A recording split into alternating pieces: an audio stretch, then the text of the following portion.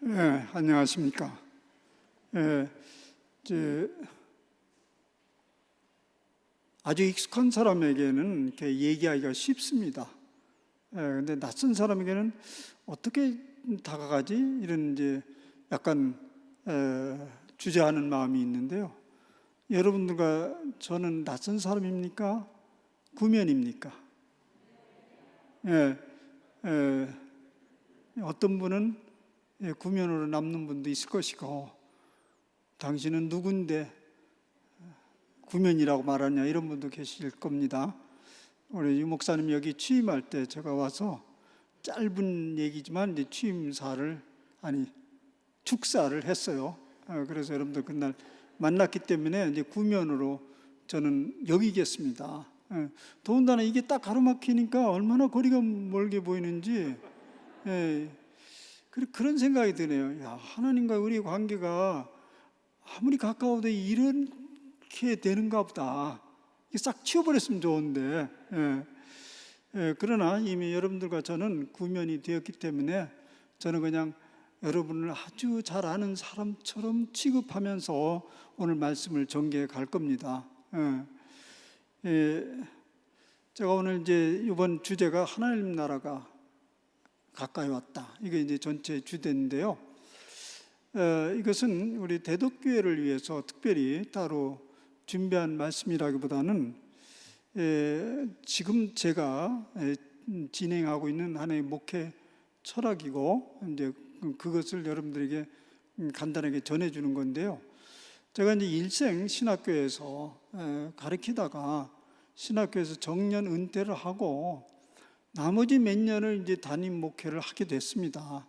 물론 그 전에 신학교 오기 전에 담임 목회를 한 바 있지만은 그러나 대부분의 긴 세월 동안은 학교에서 가르치다가 이제 교회로 부름을 받아서 가니까 제가 가가지고 이제 그 위임을 받았는데요. 위임 받은 것부터 5년이 제 임기요. 그래서 제가 대한민국에서 제일 짧은 위임 목사다 이렇게 얘기하는데, 근데 이 짧은 5년을 뭐 정확하게 한 5년 반이 되는데 5년 이 동안에 어떤 것을 가지고 목회할까? 사실 제가 한 20년, 30년 있다면 고민할 게 없어요. 여기에 나온 거 앞부터 뒤까지 쫙 훑어도 30년 아니까, 창세기부터 뒤까지. 근데 이게 딱 정해진 시간이기 때문에 그냥 여기저기 헤매다가 끝나면 안 되잖아요. 그래서 제가 진지하게 고민하면서 기도했습니다. 짧은 임기 동안 나에게 맡겨진 이 우리 성도들에게 무엇을 전해줘야 되는지 그걸 고민하면서 초점을 하나 잡기로 했습니다. 근데 깊게 기도하면서 뭘 그때 생각난 건 아니에요. 중요한 건 중요한 사상은 일생 마음속에 끌고 가는 거거든요. 근데 그때 이제 그 기도하면서 생각이 떠오르는 것은 특별히 한국 교인들, 뭐 세계 교인들 다 알지 못하지만 한국 교인들, 특별히 개신교인들, 개혁교인들, 이 신앙의 상태를 대충 이렇게 돌이켜 보니까요, 이게 신앙생활을 누리지를 못하는 것 같아요. 누리지 않고 그냥 보험 들듯이 신앙생활을 하는 것 같아요. 그냥 믿어둬요. 믿어두면 나중에 필요하면 써먹겠지. 언제 써먹죠? 그것을 필요할 때가 언제죠? 여러분들 전도할 때 그렇게 접근해야 하지 않습니까? 예수 믿읍시다. 왜 믿어야 되죠? 이제 나이도 지긋이 들으셨는데 죽음을 준비해야 되지 않습니까? 아니, 예수 믿는 걸 죽음을 준비하려고 예수를 믿습니까? 거기까지도 괜찮아요. 죽음을 준비하는 것도 거기까지 괜찮아요. 어디까지 한 발 더 나가냐면 죽어서 갈 곳은 있어야 됩니까? 이렇게 얘기하잖아요. 죽어서 갈 곳은 있어야 되지 않습니까? 우리는 지금 이 소리를 들으면서 여러분 중에 일부는 그것이 무엇이 문제냐 이렇게 얘기할지 모르겠지만 저는 어른 또한 그것이 고뇌가 됐어요. 이게 예수 믿는 거냐? 죽음을 준비하는 게 예수 믿는 거고, 또 죽으면 어디를 가려고 하고 그래서 보험을 들어놔야 되는 그게 예수 믿는 것인가? 생각하는 것은 상당히 고민이 있어요. 그러면 만약 그렇게 예수 믿는다고 한다면 만약 죽어서 어디 가는 것을 믿는다면 예수님을 이런 분으로 취급하는 거죠. 예수님 오셔가지고 무덤을 발로 탁탁 차면서 야 인나 가자 이제 그만 자고, 그러려고 예수님이 이 땅에 오셨냐고요. 무덤 탁탁 치고 다 일어나 우리 가야지. 안 일어나면 할 수 없다. 나 일어나면 데리고 간다. 이러려고 예수님이 오셨냐고요. 근데 그런 것들이 제 마음속에 사실은 무의식적으로 상당히 이제 제가 이제 의식이 깨어나기 시작하면서 아주 비판적 정신이 살아난, 지금 돌이켜보니까 10대 후반부터 그런 일이 있었던 것 같아요. 10대 20대 이게 예수 믿는 거냐 엄청 그래서 방황을 했어요. 네, 그러다가 사실 제 전공이 되어버린 것이 이제 영성의 주제였는데요. 이제 그런 것을 생각하면서 그러면 이것이 안에는 무엇인가, 무엇이 있어야 되는가 생각을 한 거죠. 지금 뭔가 이게 잘못됐으면 무엇이, 그러면 이것을 어떻게 바꿔야지는가 생각을 하면서 제가 이제 그러면 예수님이 이 땅에 오셔서 정말 핵심적으로 가지고 가르치고자 했던 그 복음의 내용이 뭐냐, 이제 그것을 물어보기 시작한 거죠. 예수님이 이 땅에 오셔서 핵심적으로 전해준 그 복음의 내용, 가르침이 뭐냐, 그걸 이제 생각하게 된 거고, 마침내 그것을 제 나름대로 바로 이것이다라는 것을 발견하기 시작했습니다. 그래서 거기에 초점을 두고 저는 이제 집중적으로 지금 설교하고 가르치고 지금까지 해오고 있습니다. 그래서 혹시 우리 교인 물어보면 이제 여러분들이 한번 물어보세요. 유해령 목사의 설교를 핵심적으로 간단하게 얘기하라면 몇 마디가 다 공통적으로 나올 겁니다. 이제 뒤로 가면 결론은 또 저렇게 가는구나. 이제 대충 알아. 교육은 반복이라고 했으니까 결론이 맨날 똑같다고 해도 난 상관없어요. 난 그러고 갈 거니까. 짧은 시간 동안에 뭐 이것저것 가르치고 이것저것 다 맛을 다 보게 할 수 없는 만큼 인생은 그렇게 길지 않으니까요. 그래서 그런 의미로 오늘 제가 발견한 것은 하나님 나라였습니다. 물론 옛날부터 그 하나님 나라는 굉장히 중요한 주제이긴 했지만은 절실하게 느껴지고 오늘 신앙생활의 모양을 결정적으로 다르게 할 수 있는 것이 바로 하나님 나라구나. 그것을 이제 깨닫고 그것을 오늘 짧은 시간이지만 그 문제를 좀 함께 생각하고자 합니다. 우선 오늘 이 사도 바울의 말씀을 하나 귀를 들여봅시다. 로마서 12장 2절에는 이런 말씀이 있어요. 너희는 이 세대를 본받지 말고 오직 마음을 새롭게 함으로 변화를 받아 하나님이 기뻐하시고 온전하신 뜻이 무엇인지 분별하도록 하라. 여기 중요한 것은 너희는 이 세대를 본받지 말고 오직 마음을 새롭게 해야 된다. 그러면 하나님을 기쁘시게 하는, 기쁘시게 하고 온전하게 할 수 있는 삶을 살아갈 수 있다, 이런 말인데요. 여기 중요한 것은 이 세대를 본받지 말고, 이 세대가 어떤 세대라는 말입니까? 이 세대. 이 세대를 본받지 말고 이 세대를 본받지 않으면 어떤 세대를 간다는 말이에요. 근데 사실 이 말의 정확한 배경은 이렇습니다. 여기 이 세대라는 것은 바울이 얘기했기 때문에 율법의 시대입니다. 그럼 이걸 본받지 말고 뭘 본받지 말아요? 새롭게 오는 세대를 우린 쫓아가야 된다, 이 소리예요. 새롭게 오는 세대는 뭐죠? 그게 예수님의 세대예요. 우리 잘 알잖아요. 이전 세대는 BC요, BC. BC 아시죠? Before Christ. BC. 그 다음 새로운 시대가 된 것은 뭐냐면, 새로운 시대를 뭐라죠? AD라고 그러죠. AD는 아노 도미니, 주님이 오신 해란 뜻이에요. 라틴어로요. 근데 지금 사도 바울의 그 얘기가 이게 똑같은 얘기입니다. 여러분들 지금 우리가 어떤 세대를 살고 있는지 아십니까? 이 말은 당시에 로마 그리스도인들에게 전해준 거예요. 너희는 이 세대를 본받지 말라. 이 소리는 뭐냐면, 여러분들 지금 여러분들이 처하고 있는 이 세대가 어떤 시대인지 아십니까? 모르면 이전 세대를 본받아 살아갈 수밖에 없다. 이 소리 뭐냐면 지금 우리가 새로운 시대에 들어왔는데요. 새로운 시대에 돌아왔는데 우리의 사고방식과 우리의 문화나 옷가짐은 이주 시대예요. 그렇게 살아갈 수 있는 거죠. 말하자면 머리에는 갓을 쓰고 양복을 입을 수 있어요. 그러면 안 된다. 그러니까 이 세대를 본받지 말아야 되는데 그게 마음을 새롭게 해야 된다는 거죠. 오직 마음을 새롭게 해서 변화를 받아야 된다는데 그 마음이 새롭게 된다는 게 뭐냐? 우리는 회심해야 된다. 변화를 받아야 된다. 어떤 윤리적 차원에서 얘기를 하는데요. 그런 것이 아닙니다. 이것은 각성과 깨달음입니다.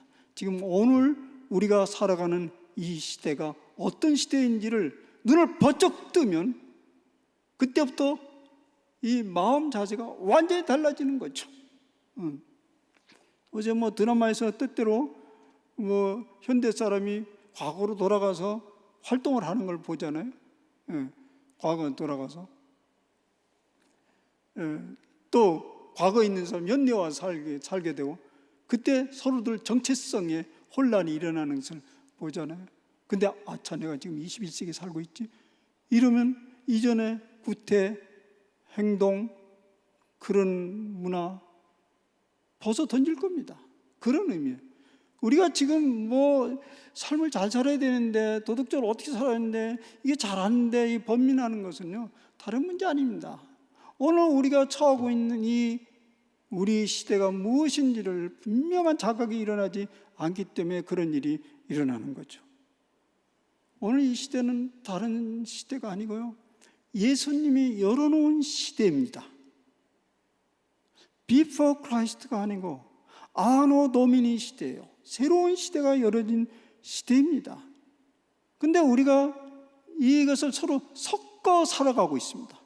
섞어 살아가고 있기 때문에 우리의 삶이 자주 혼란을 겪어요. 예수를 믿으면서도 믿는 것 같기도 하고 안 믿는 것 같기도 하고 천국을 이제 가냐 저제 가냐 죽으면 어떻게 되냐 복잡한 얘기들을 해가고 있는 거예요. 천국은 죽으면 그 순간 가는 거냐? 아니면 잠잤다 가는 거냐? 뭐냐? 이런 복잡한 얘기를 하는 거죠. 사실 이것이 아무 얘기도 아닌 것처럼 보이지만은 실제는 신학계에서도 복잡한 얘기를 이걸 하고 있어요. 신학계에서도. 물론 목사님도 평신들도 우리가 죽으면 곧바로 가냐 아니면 언제 가냐 이런 얘기들을 그건 우리가 살고 있는 시대를 우리가 지금 모르고 있거나 그것을 받아들이지 않고 있기 때문에 그래요. 그러면 그 시대, 예수님이 끌고 온 시대가 어떤 시대입니까? 오늘 본문에 읽었잖아요. 마태복음 4장 17절 회개하고 천국이 가까이 왔다. 회개하라 천국이 가까이 왔다. 그런 얘기. 회개하라 천국이 가까이 왔느니라. 그리고 마가복음 1장 15절 때가 찼고 하나님 나라가 가까이 왔으니 회개하고 복음을 믿으라. 여러분 이 회개하고도라는 말도 같은 얘기예요. 로마서에서 얘기한 대로 뭘 회개하라는 말이에요? 당신들 지금 새로운 시대 속에 들어왔는데 왜 옛날에 그 세대의 행습을 가지고 살아가느냐? 거기서 바꾸라는 얘기예요. 그러면 여러분들이 볼 것이 있다. 보이는 것이 있다. 그게 뭐죠? 하나님 나라예요. 하나님 나라예요. 이 얘기를 보면서 때때로 이런 재밌는 어린 시절의 놀이가 떠올라요. 우리가 가끔은 신기한 세상을 보기 위해서 무슨 놀이를 했냐면요. 물구나무를 쳤어요. 거꾸로. 그러고 세상을 들여다보면 안 보였던 세상이 보이고 전혀 새로운 세상이 보여. 사실은 같은 세상이거든요. 근데 뒤집어 보니까 안 보였던 것이 보이는 거예요. 사실 하나님 나라가 그런 묘한 나라입니다. 우리가 복음을 어떻게 이해하느냐에 따라서 우리의 영적 삶의 방식이 달라질 수밖에 없습니다. 우리가 이제 교회에서 복음을 믿는다고 하잖아요. 이제부터 보면 제가 이제 얘기하고자 하는 주로 이 얘기예요. 지금 회개하라. 이 세대를 본받지 마라. 그럼 하나님 나라 가까웠으니 그것을 여러분들은 믿게 될 것이고 보게 될 것이다. 이게 예수님의 첫 일성입니다. 사실 예수님이 핵심적인 가르침이 뭐냐? 저는 핵심적인 가르침이 뭐 여러 가지로 해석할 수 있지만은 곳곳에 복음서에 쫙 걸쳐 있는 말씀이기도 하고요. 또 하나는 제일 먼저 나와서 일성을 터뜨리는 소리가 가장 중요한 얘기겠죠. 사실 예수님이 이 땅에 공생애로 오셔서 일성을 하면서 토해낸 것이 바로 천국 복음이었잖아요. 회개하라. 천국이 가까웠느니라. 근데 이것이 첫 번째 하고 마른 게 아니라 주르르 연속이 됩니다. 이제 이거에 대해서 뒤에서 차근차근 얘기할 텐데요. 일단 아까 전제한 것은 우리가 믿는 개혁교회가 한국교회가 그동안에 믿고 있었던 복음 이해에 대한 약간 명암을 좀 살펴보겠습니다. 우리가 복음 이해를 어떻게 하느냐에 따라서 우리가 믿는 바가 뭐에 따라서 우리 실제적 삶의 양태가 달라집니다. 우리의 전통적인 개신교의 복음의 이해는 한자로 얘기하면 이신칭이었어요. 이신칭이 십자가의 보혈의 제시씀을 받고 구원받는 것이다. 이 소리예요.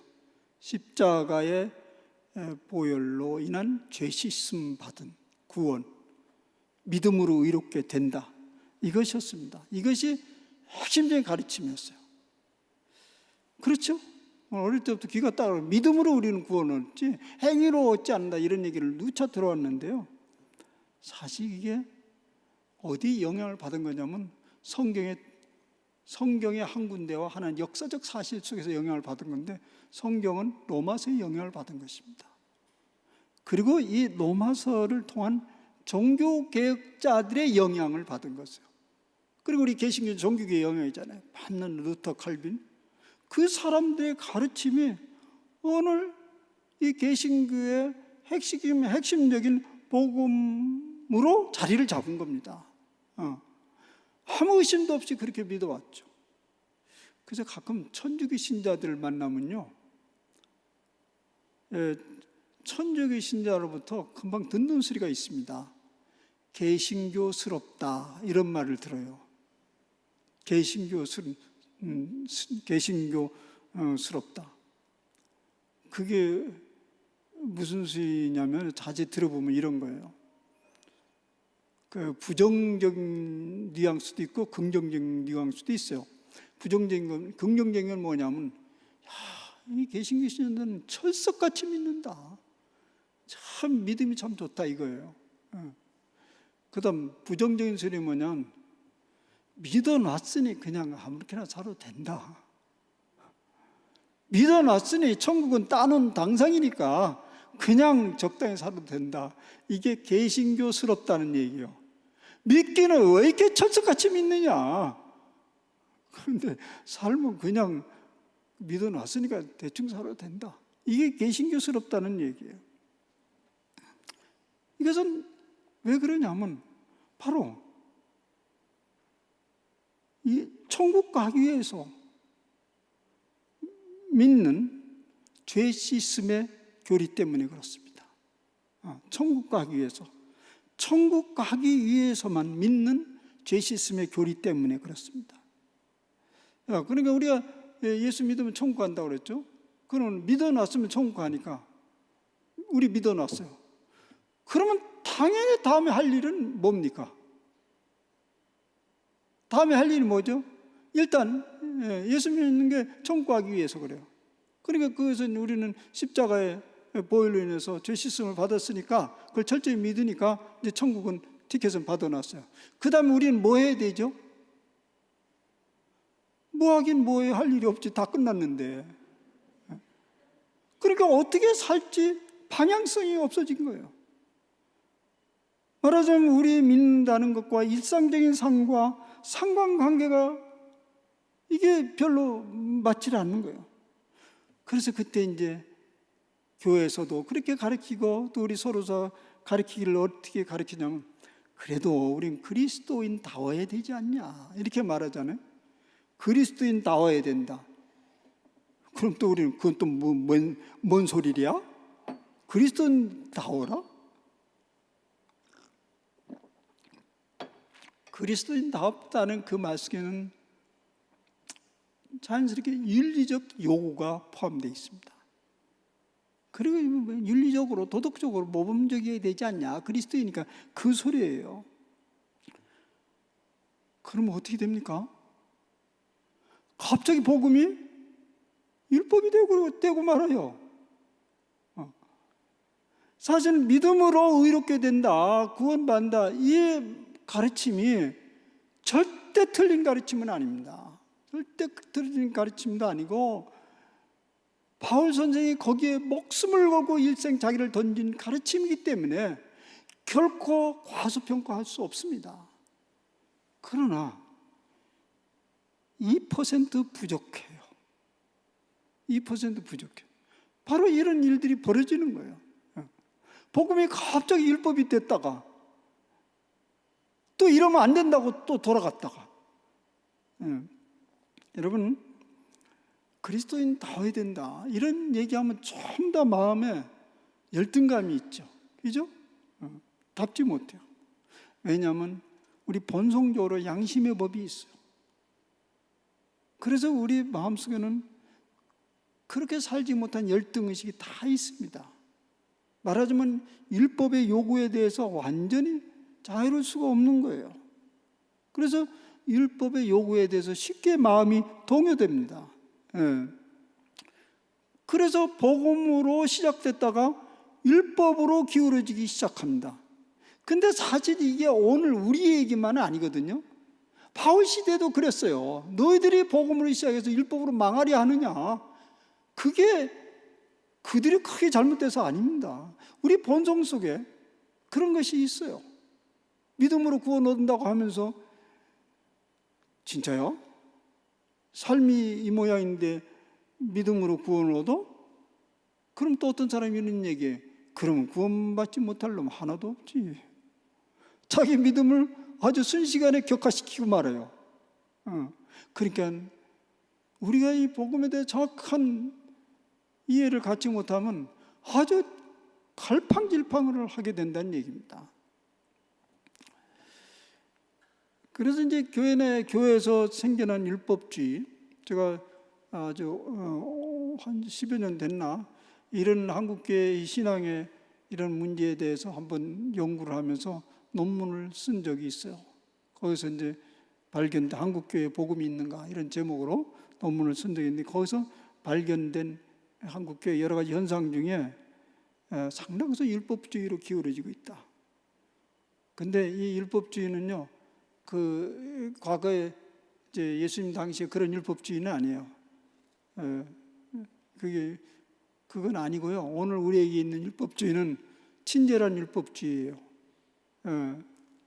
이제 그러면 그 이전의 율법주의는 뭐냐면 거친 율법주의예요. 거친 율법주의는 원래 있었던 용어고요. 친절한 율법주의는 제가 만든 용어인데요. 우리에게 거친 율법주의가 있고 친절한 율법주의가 있어요. 거친 율법주의는 뭐냐면 이거 안 하면 벌 받고, 저거 안 하면 망하고, 이거 안 하면 뭐 그 천국에 못 가고, 이런 것이 거친 율법. 부정적으로 나가, 안 하면 안 되고. 근데 친절한 율법주의면 이거 하면 뭐 받고, 이거 하면 뭐 되고, 이거 하면, 예를 들어서 성수주의라면 복 받고, 11조 내면 복 받고. 근데 절대 11조 안 내면 망하고, 이런 소리는 않거든. 옛날에 좀 했어요. 11조 떼어먹어라, 사업 폭삭망한다. 요새 그런 사람은 없지요. 감히 그런 소리 했다가 살아남지 못하죠. 요즘에는 그냥 11조 떼먹으면 아니고 11조 잘 바치면, 과거 떼먹는 까지 다 갖다가 찾아서 바치면 복 받는다. 이게 친절한 율법주의예요. 사람들 거기에 매여 있어요. 그러니까 이런 것들에 전전긍긍하게 되면요, 사실 십자가의 구속의 은총도 미들똥말똥하는 거예요. 예. 그래서 믿음으로 의롭게 된다, 이것도 이제 더 이상 감격이 되질 않고 하나의 그냥 교리가 그렇다는 걸로 끝나버립니다. 예. 그러면 어떻게 되냐? 저는 이렇게 봅니다.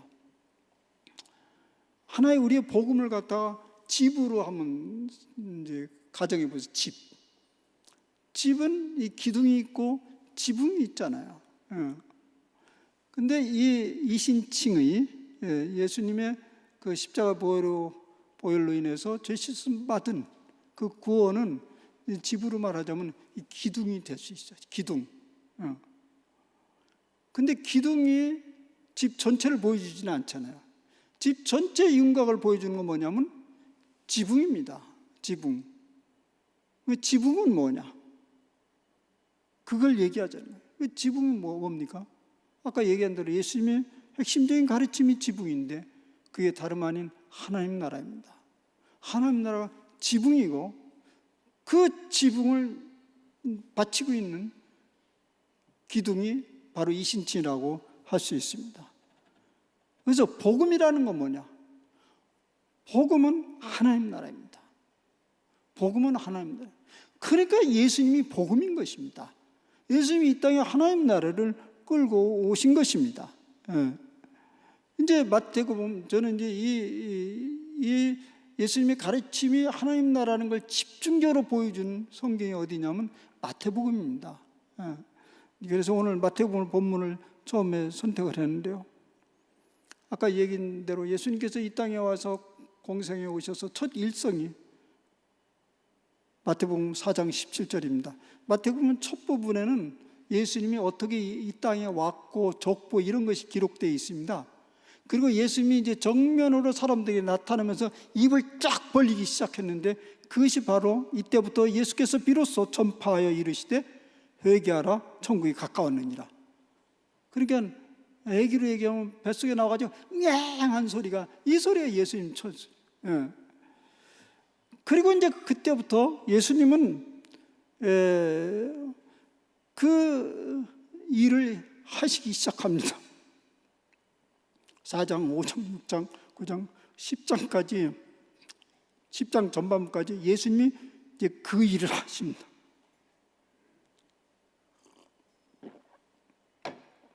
하나님 나라를 가르치기 시작하고요. 그리고 하나님 나라에 대한 상징적 행동을 하기 시작합니다. 그게 주로 자연 이적사와 기적을 일으키고 귀신을 쫓아내고 병 고치고 이런 일들을 합니다. 예수님 혼자 하십니다. 맨 처음에는 단독적으로 일을 하시다가 비로소 10장에 와서 제자들을 부릅니다. 그리고 그 제자들에게 사역을 맡기는데요. 무슨 사역을 맡겼겠습니까? 당신이 한 일을 제자들에게 또 그대로 맡깁니다. 그것이 10장 7절 8절에서 나옵니다. 뭐라고 얘기하냐면 가서 전파하여 말하되 천국이 가까이 왔다 하라. 병든 자를 고치며 죽은 자를 살리며 나병 환자를 깨끗하게 하며 귀신을 쫓아내되 너희가 거저 받으시니 거저 주라. 이거 같은 얘기예요. 제자들들은 너희들이 가서 천국이 가까이 왔다 외쳐라. 그리고 병든 자를 고치며 죽은 자를 고치며 나병 환자, 이게 뭐냐면 바로 천국이 이렇게 시작이 됐다라는 것을 보여주라는 것입니다. 바로 예수님의 당신의 일이 이제 제자들에게 그렇게 넘겨졌고, 그리고 마지막에 예수님이 이제 승천하면서 마지막 얘기도 한번 봅시다. 거기도 뭐라고 됐냐면 마태복음 10 그건 조금 있다고요. 이제 예수님이 그 당시에 자꾸 이 하나님 나라가 왔다 갔다 이런 소리 하니까 그게 도대체 무슨 소리냐, 이렇게 여러 질문을 받았을 때 예수님이 두 군데에서 이렇게 말씀하신 바가 있습니다. 거기 있는 병자들을 고치고 또 말하기를 하나님 나라가 너희에게 가까이 왔다. 거기에 병자들을 고치며 말하기를 하나님 나라가 너희에게 가까이 왔다. 지금 이런 일들이 일어나는 것이 바로 하나님 나라가 지금 이게 펼쳐져 있는 것이다. 그 전에 있었던 얘기 아닌데요. 또 이런 말씀도 있습니다. 내가 하나님의 성령을 힘입어 귀신을 쫓아내는 것이면 하나님 나라가 이미 너희에게 임하였느니라. 이런 얘기입니다. 우리가 이제 사실 이전에 한국교회가 이렇게 자라는 데는 그런 치유 사역들이 많이 역할을 했습니다. 오순절 운동. 그래서 제 어린 시절에 그런 일 참 많이 일어났어요. 그때는 병이 나도 병원에 갈 수 있는 형편이 되질 않잖아요. 병원 문턱 한번 올라가는 게 큰 일입니다. 갈 수가 없었어요. 제가 대학 신학교를 졸업하고 이제 그다음 유학을 떠나기 전에 대한민국은요 의료보험이라는 게 없었어요. 그 일반 사람 얘기죠. 직장 변변히 가지고 있는 사람은 그 직장 보험이 있지만 그 일반 사람은 병원에 갈 수가 없었어요. 배가 아파도 가지를 못했어요. 그럼 어떻게 합니까? 저는 어렸을 때 폐결핵을 알았어요. 당시 폐결핵은요 아주 많이 죽는 병이었어요.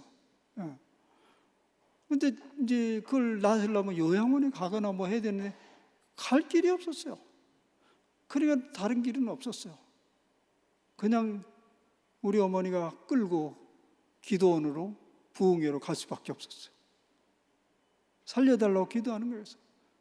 그래서 부흥회 가자고 그러면 제가 끌려서 갔는데요. 부흥회 가자. 아니 부흥회 가는데 부흥이는 어디 있냐고 보이질 않네. 내가 그렇게 졸른 기억이 나요. 아주 어린 시절이었기 때문에. 가서 부르짖고 기도했어요. 그래서 살아나요. 수택 그런 일들이 대한민국에도 있었어요. 여러분들이 경험하는 사람들은 그런 일이 진짜 있었다는 말이냐 그러지만 있었어요. 귀신, 왜 그 귀신 들린 사람은 그렇게 많은지. 요새는 이제 정신과 의사들에 다 넘기지만 정신과 의사에 접근할 수 있는 사람이 얼마나 됐겠어요. 귀신 쫓아내는 일도 많이 있었어요. 그래서 우리는 예수님이 그런 능력이 있어서 예수 믿으면 그런 놀라운 역사가 일어난다는 데 초점을 맞췄어요. 그러다 보니까 사이비들도 엄청 나타나기 시작했던 건데 사실은 그런 귀신 들리고 병 나는 게 다 일어나는 건 아니죠. 또 예수님이 그 일 하러 오신 것도 아닙니다. 그것은 하나의 이 세상 속에 하나님이 구체적으로 간섭하시고 역사하기 시작했다는 하나의 상징적인 사건입니다. 다시 말하자면 하나님 나라가 이미 여기서 펼쳐지기 시작했다는 것을 보여준 사건이고요. 저는 이것을 더 확대한다면 그것을 기반으로 해서 이 땅에 여러 가지 의학 발전이 일어나고 이런 것도 하나님 나라가 시작된 거의 일환으로 펼쳐가고 있다고 보이는 것입니다. 그리고 이제 예수님은 그 생애를 마지막에 두면서도 어떻게 떠났냐면 마태복음 금방 읽은 대로 28장 19절에서 20절 그러므로 너희는 가서 모든 민족을 제자로 삼아 아버지와 아들과 성령의 이름으로 세례를 베풀고 내가 너희에게 분부한 모든 것을 가르쳐 지키게 하라. 볼지어다 내가 세상 끝날까지 너희와 항상 함께 있으리라. 이 후반부 이게 굉장히 중요한 일인데요. 내가 너에게 분부한 모든 것을 가르쳐 지키게 하라. 예수님이 가르친 그 모든 것이 뭐지요? 하나님 나라예요. 그 모든 것은 하나님 나라예요. 그것을 가르쳐 지켜라. 근데 그게 내가 가르친다고 되는 거예요? 그렇게 가르친다고 되냐고요? 뒤에 뭐냐면 내가 세상 끝날까지 너희와 항상 함께 있으라. 이 소리는 뭐냐면 내가 이 세상을 떠나지 아니하였다. 그리고 당신들이 그렇게 가르치면 내가 그곳에서 활동하는 것을 그들이 보게 될 것이다. 이런 약속이었습니다. 결국 예수님의 이 땅에 오신 목표는요, 하나님 나라였습니다. 예수님이 오셔서 하나님 나라를 끌고 오셨고, 또 예수님은 계속 공생애하면서 하나님 나라 운동을 펼치셨고, 그 제자들에게 또 그 일을 맡기셨고, 그 일은 계속적으로 지금까지 진행되고 있습니다. 그러니까 이렇게 보면, 그래, 그런 일이, 그래서 그 이야기가 뭐가 그렇게 중요하단 말이냐. 여러분, 구원받는다는 건 뭐냐면, 아까 얘기했죠. 그것은, 구원받는 것은 언제 일어날 것에 대한 그런 유보적 사건이 아닙니다. 구원은 현재적이란 말입니다. 바로 오늘 구원받았다고 한다면 오늘 여기서 하나님 나라를 경험하고 누리는 것입니다. 여러분, 구원받은 사람입니까? 하나님 나라를 이미 맛보기 시작한 사람입니다. 그리고 그 하나님 나라 운동에 적극적으로 참여하면서 그 일을 펼쳐가는 것입니다. 그러면 이렇게 이것이 핵심적인 복음이라 한다면 우리의 삶의 목표는 분명해집니다. 뭡니까? 우리 하나님 나라를 여기서 누리는 일을 해야 돼요. 일단 누려야 돼요. 그리고 사람들로 하여금 하나님 나라를 누리도록 우리는 그 세계를 펼쳐가야 되고 그 운동을 벌려가야 됩니다. 그래서 우리 교회 핵심적인 가치는요, 또 그 반복되는 표현인데요, 가시적이고 현재적인 하나님 나라. 가시적이고 현재적인 하나님 나라. 왜냐하면 예수님께서 이 땅에 오셔서 보라, 내가 만물을 새롭게 하노라. 만물을, 지금 온 세계를 새롭게 해가는 그런 세상 속에 오늘 우리가 있다는 거예요. 근데 우리는 자꾸 하나님 나라를 어떤 장소적으로 자꾸 생각하고 하거든요. 사실 예수님 당시에도 그렇게 생각했던 것 같습니다. 그래서 뭐 죽으면 어디로 가냐, 몇 층 치고 가냐, 뭐 이렇게 생각했던 것 같아요. 그래서 예수님께서 딱 잘라서 이렇게 말씀하셨습니다. 하나님 나라는 볼 수 있게 임하는 것이 아니요, 또 여기 있다 저기 있다고도 못하리니 하나님 나라는 너희 안에 있느니라. 이 너희 안에 있다는 소리는 두 가지 의미죠. 하나는 우리 마음속에서부터 하나님 나라는 점점 자라가고 있다는 말이기도 하고요, 또 하나는 너희라는 것은 복수 개념입니다. 너희들, among us. 영어로 하나는 within us, 다른 among us.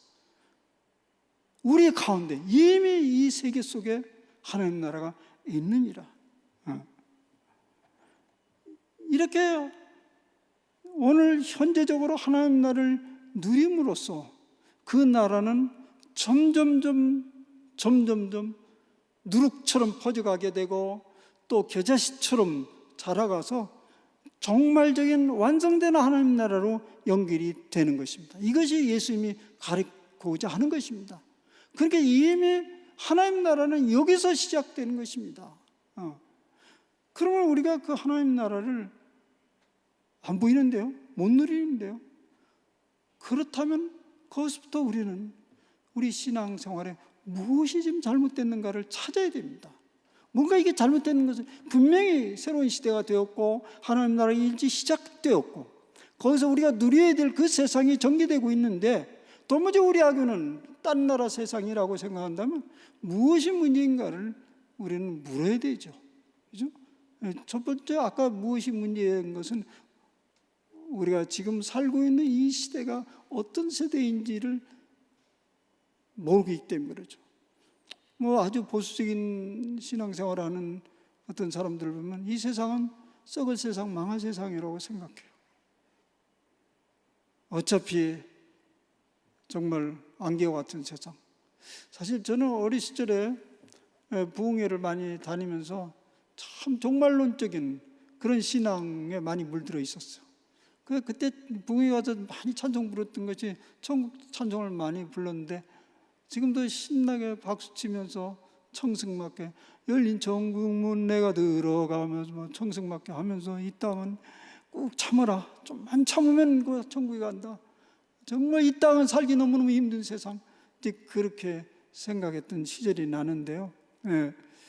뭐 그 시절이 너무 어려웠기 때문에 그렇게 하면서 잘 견뎌가도록 하는 그 영적 지도자들의 초점은 그렇게 틀리지 않았다고 생각하기는 하는데, 그것이 복음의 핵심을 얘기한 것은 아니라는 것을 이젠 저는 알게 됐습니다. 예.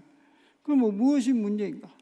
성경에 나타난 여러 가지 실제적인 하나님 나라가 어떻게 임하고 있는지를 한번 몇 가지 예를 들어 드리겠습니다.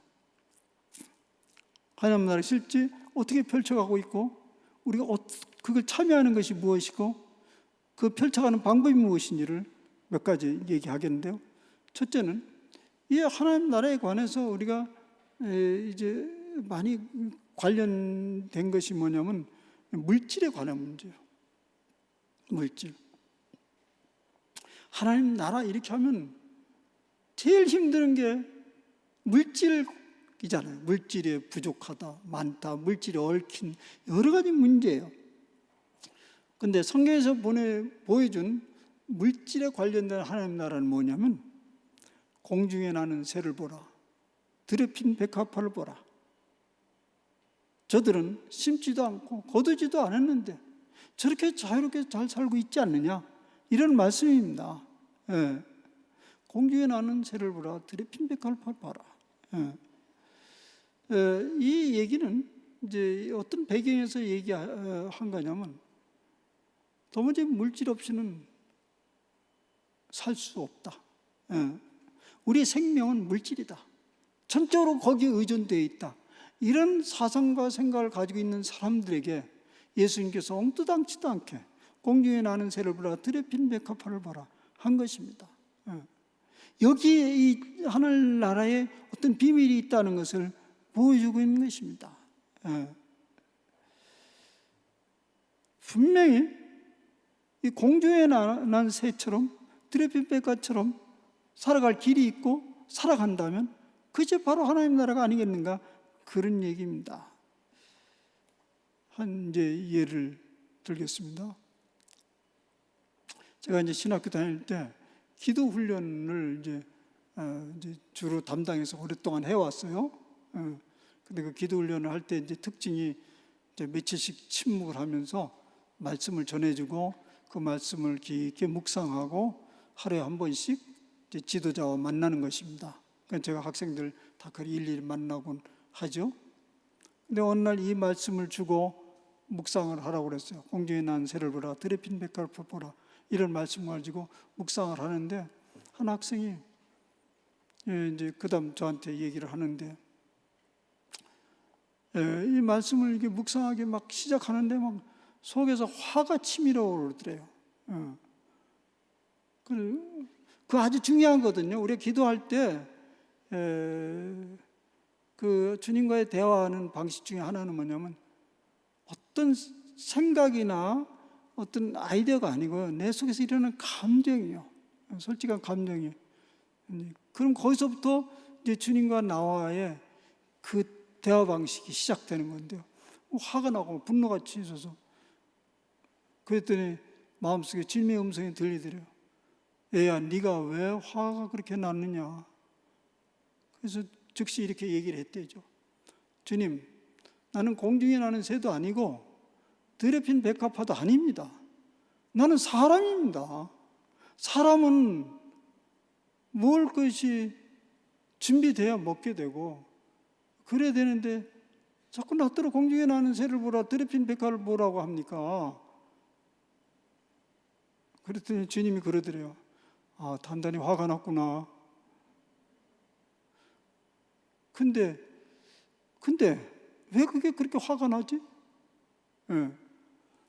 그런데요, 우리 친구가 하나 있습니다. 그 친구가 이제 같이 기숙사 동기였던 모양이에요. 기숙사에 같이 있는 친구인데, 이 친구가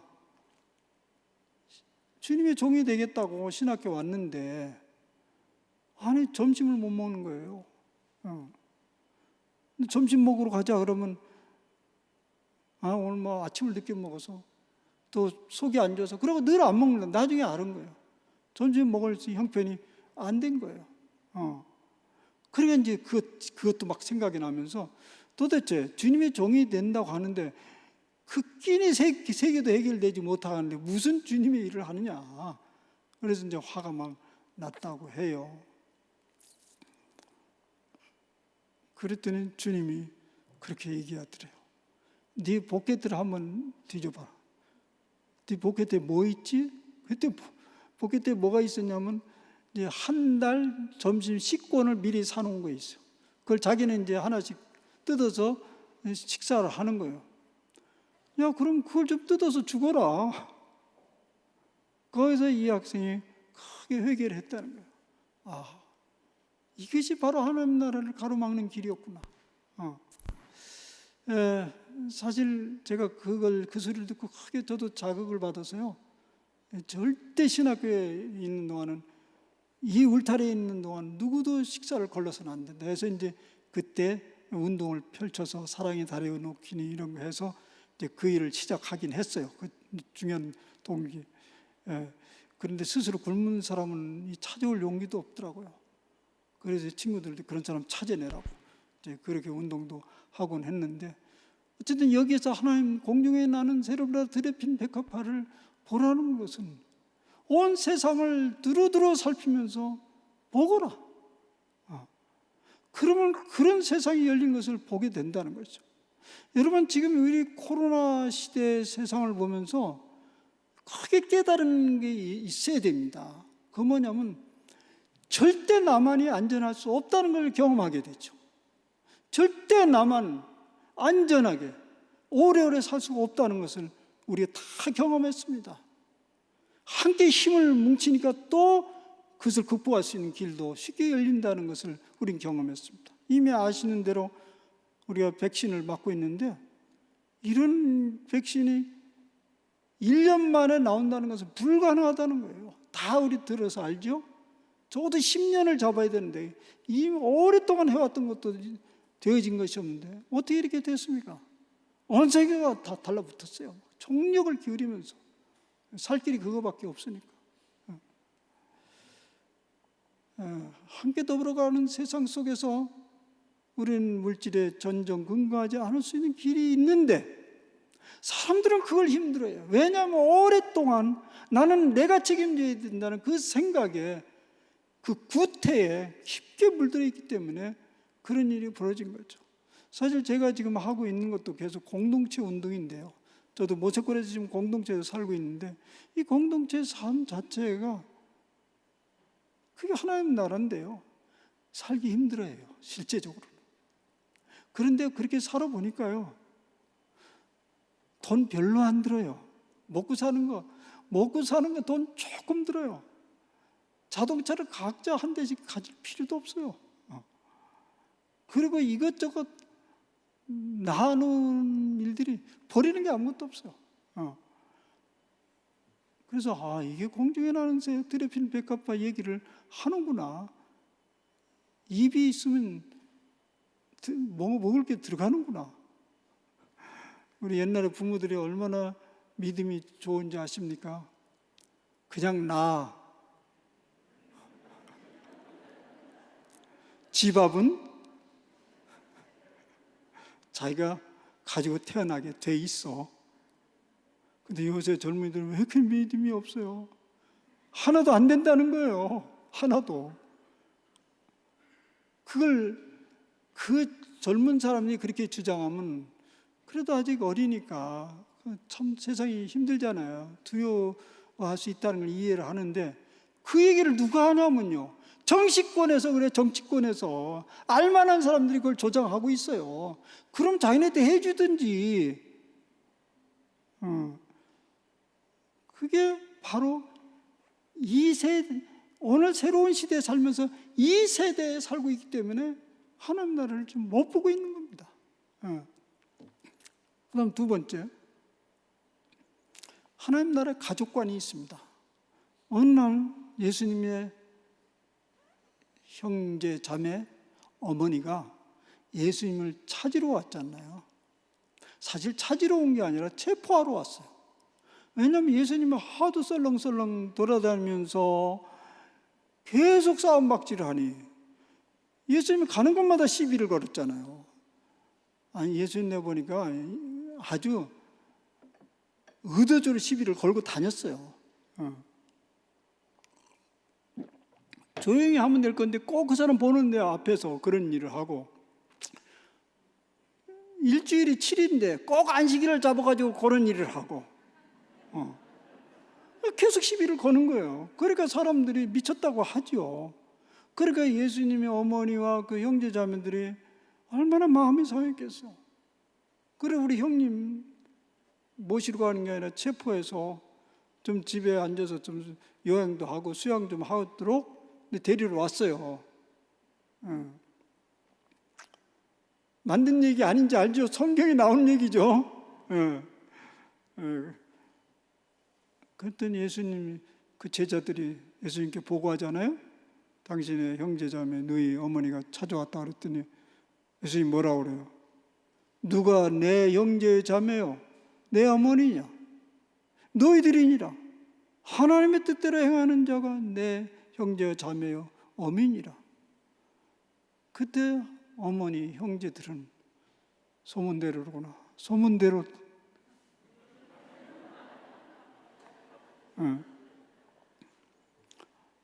왜 한쪽에서는 이것이 그게 하나님 나라라고 한쪽에서는 이랬다고 하냐고요.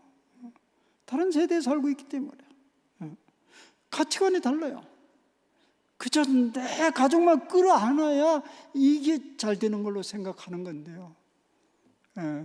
결국 그게 둘러 내 가족만 끌어안고 있으면 둘러 구멍이 나서 다 피해를 보는 거죠.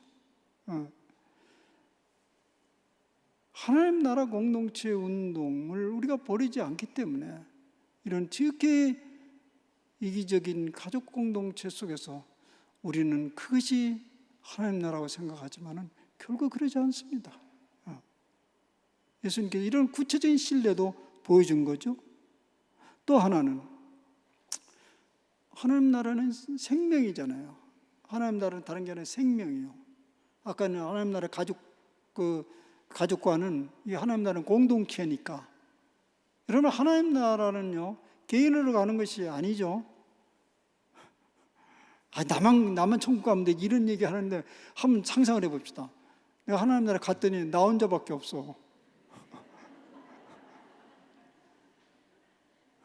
그러면 재미있는 곳으로 가야지. 더 재미있는 거 어디요? 거기가 모여 있는 곳이거든. 그 지옥이어도 상관없어요. 그 개인으로 가는 것이 아니죠. 그러니까 그 하나님 나라를 공동체로 이루어가는 그런 것을 우리가 뭐 같이 먹고 마시고 한 이 울타리에서 살지 않아도 지금 우리가 여기 모인 식구들이 다 우리의 하나님 나라 가족이라고 생각한다면 얼마나 우리 삶이 달라지겠습니까? 집사 아니에요. 권사 아니고요. 장로 아니고. 그래서 우리 교회는 그거 다 없앴어요. 없었던 게 아니라 처음부터 없었어요. 근데 이제 노에서 뭐 장로는 하나 있어야 된다고 그래서 장로는 하나 만들었는데 다 형제 자매예요. 김형제, 이형제. 그래 목사도 형제라고 하라고 그랬는데 성도들이 목사한테는 형제라고 못한대. 안에 끝내 형제라고 못 들었어요. 그래서 제가 이제 장로님들한테는 장로 형제 이렇게 얘기하죠. 장로 형제. 그럼 목사 형제 이렇게 하면 되는데, 그게 하나님 나라의 공동체 하나의 모형이라고 볼 수 있는 거죠. 그다음 세 번째는 이제 하나님 나라는 우리가 영원히 사는 거잖아요. 영원히 사는 비결이 뭘까요? 죽으면 산다요. 죽으면 사니까 죽을 수가 없죠. 죽으면 사는데 어떻게 죽어? 그것을 얘기하는 거죠. 성경은 그걸 가르치거든요. 죽고자 하면 산다. 자기의 목숨을 얻고자 하면 잃을 것이요. 잃고자 하면 얻는다. 누구든지 첫째가 되고자 하면 꼴찌가 되라. 육신을 죽이는 자를 두려워하지 말고 영혼을 죽이는 자를 두려워하라. 이 모든 것들이 다 천국에서 벌어지는 생명인데요. 그런데 그것이 바로 여기에서 경험하는 것입니다. 여러분, 우리가 아무리 깍쟁이 같아도요, 가끔은 죽지요, 여러분들. 부부간에 영 앉으려고 뭐 일생 그러다가도 아이고 오늘 내가 죽어주지. 그런 가끔 인심을 써본 적은 있죠? 그때 경험한 거 혹시 기억납니까? 야, 이거 엄청 수집한다는 걸 여러분 경험했죠?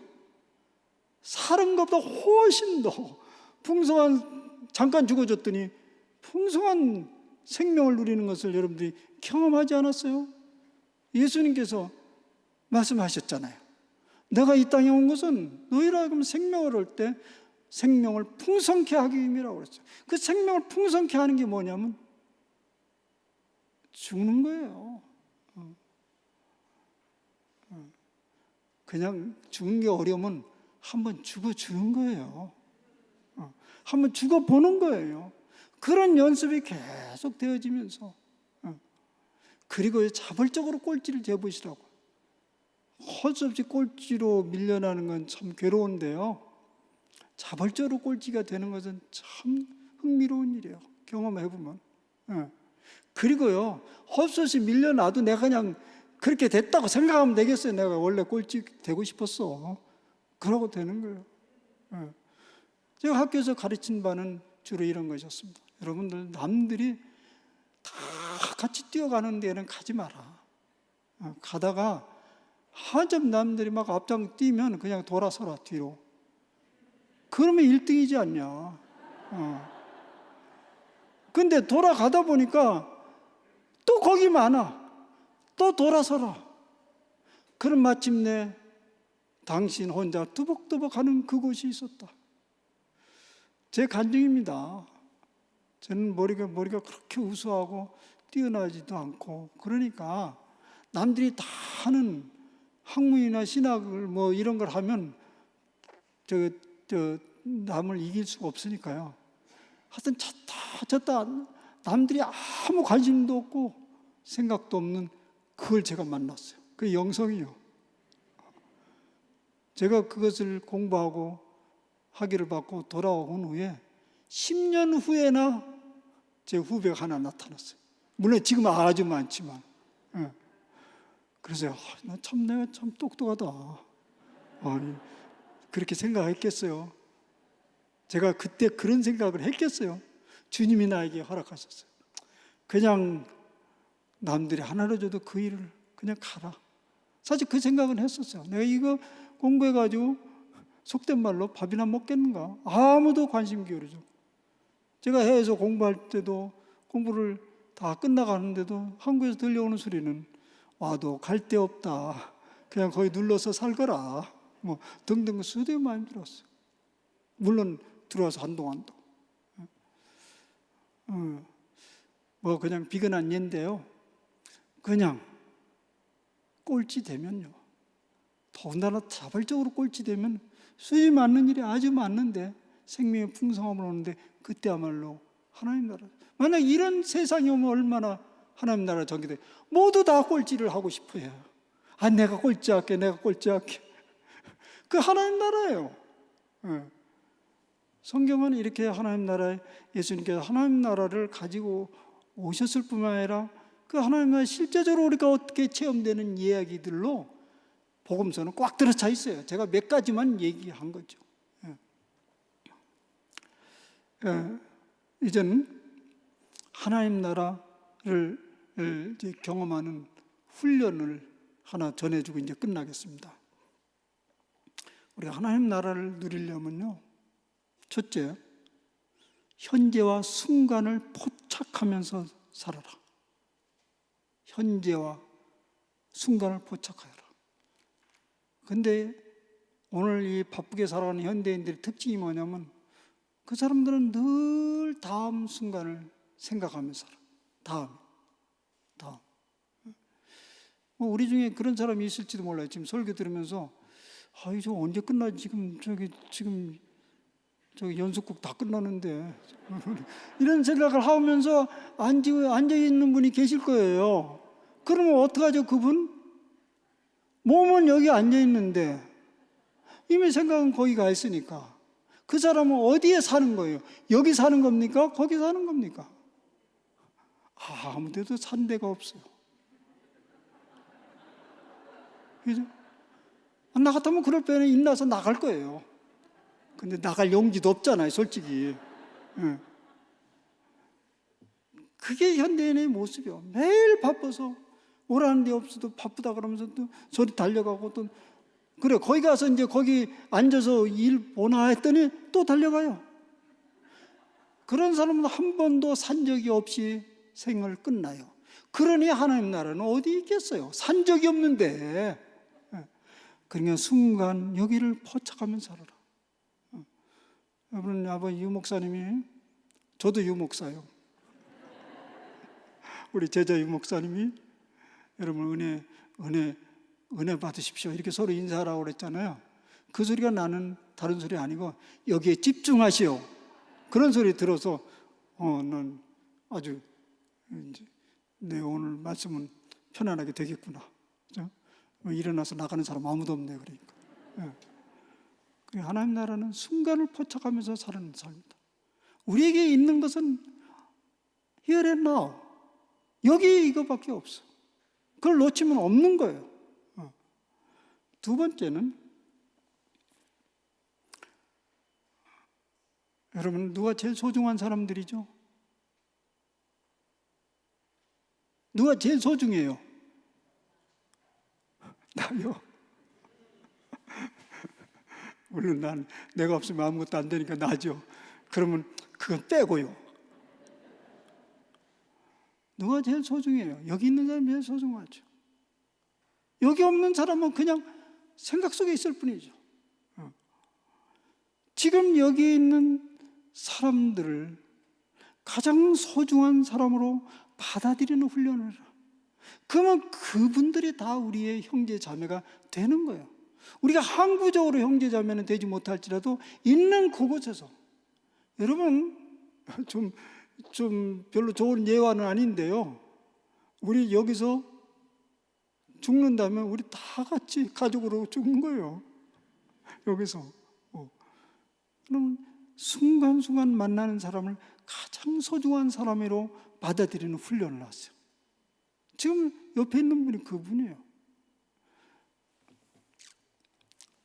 제가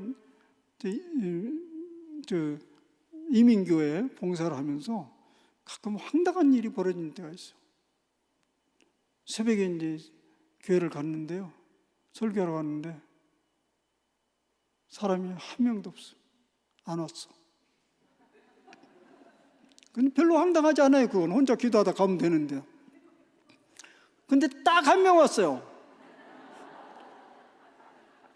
그게 딱 한 명인데 남이라는 것도 괜찮아 그냥 하면 되지. 근데 그 딱 한 명이 내 아내요. 아주 그건 죽을 맛이에요. 집에서 설교하듯이 여기 설교 또 설교. 여러분 그런데 오늘 이렇게 많이 와줘서 여러분 여기 이렇게 많이 안 왔다면 자매님하고 이 앞에 있는 분하고 저랑 둘이 앉아 있었을 거예요. 그 생각이 끔찍하잖아요. 얼마나 고마운 분들입니까? 저는요 또 이렇게 많은 분들이 눈이 두 개라 곱하기 2로 하면 얼마나 많은 사람들이 이렇게 저를 집중하면서 너무 행복해요. 이게 하나님 나라가 아니고 뭡니까? 여기 있는 사람이 난 집에 있는 아내 지금 생각이 하나도 없어요. 미안하지만 집 떠나면 다 잊어버려요. 왜냐하면 있는 그 사람들이 가장 소중하니까. 그걸 늘 연습하세요. 그게 바로 하나님 나라예요. 세 번째, 무슨 일이 가장 소중한 일입니까? 무슨 일이 가장 소중한 일이에요? 이쯤 하면 이제 답이 나와야 돼요. 지금 하고 있는 일이 가장 소중한 일이에요.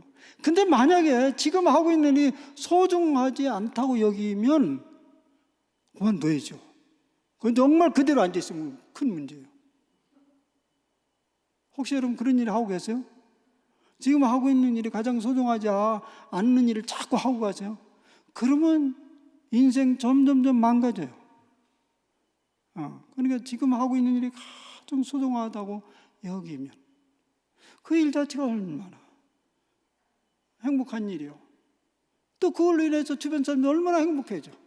짜증내면서 막 설거지하고 빨래하고 막 밤낮 해도 표도 안 나. 뭐 이러면서 뭐 옆에 있는 사람이 하지를 말지.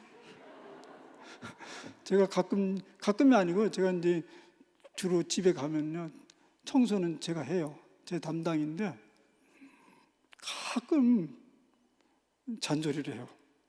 왜 양말을 여기다 놓냐고. 좀 제자리에 갖다 놓지. 왜 옷은 여기다. 제 아내가 그때 툭 나옵니다. 하지를 말지. 잔소리가 더 힘들구만. 그런 거죠. 즐기지 않기 때문에 그래요. 가장 소중하다고 여기지 않기 때문에. 사실 청소하는 거요 다른 식구들 편하게 한 게 아니거든요. 사실 저를 위해서 하거든요. 제가 호흡기가 좋지를 않아요. 그래서 청소를 안고 자면 아주 찜찜해요. 그게 내가 힘들어서 하는 거예요, 따지고 보면. 그런데 거기다 짜증을 내고 막 이렇게 하면 웃기는 거 아니에요. 여러분, 지금 하고 있는 일이 가장 소중한 일이에요. 하나님 나라 이미 거기서 시작된 것입니다. 사랑하는 여러분, 우리 신앙생활의 목표는 분명해졌습니다.